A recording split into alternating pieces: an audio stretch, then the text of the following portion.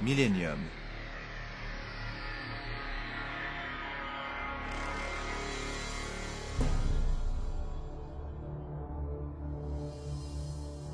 Puis je vis descendre du ciel un ange qui avait la clé de l'abîme et une grande chaîne dans sa main. Il saisit Satan et il le lia pour 1000 ans.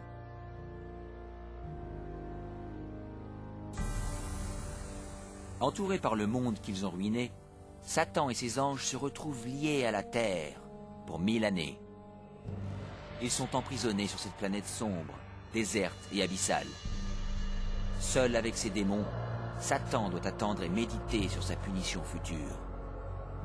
De tous côtés, il ne voit que villes dévastées, forêts brûlées et eaux desséchées, terribles conséquences de sa guerre contre le ciel. Coincé dans une vaste fosse sans fond, avec personne à tenter ou manipuler, il est misérable.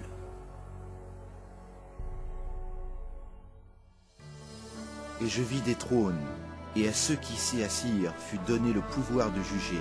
Ils revinrent à la vie, et ils régnèrent avec Christ pendant 1000 ans. Alors que Satan médite seul sur son sort, les âmes rachetées profitent des gloires indescriptibles du ciel. Chacun rencontre son ange gardien qui répond aux multiples questions concernant sa vie sur terre.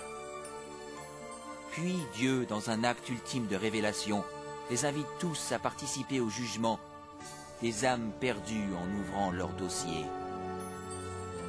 Les rachetés peuvent voir pour quelles raisons ceux qu'ils pensaient retrouver au paradis n'y sont pas.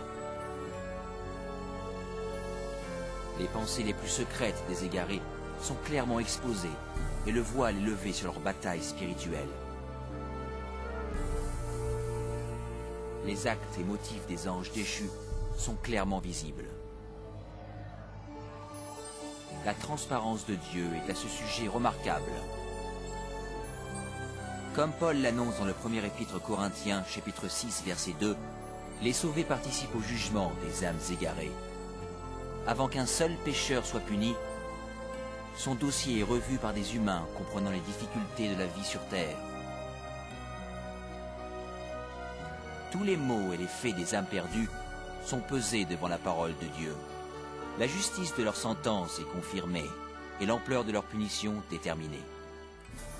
À la fin des 1000 années, Jésus et les rachetés préparent leur retour sur terre. Satan, ses anges et les âmes perdues doivent faire face aux dernières conséquences de leurs actes. Les humbles hériteront de la terre, mais Dieu doit mettre en œuvre la phase finale de son jugement et purger l'univers des péchés.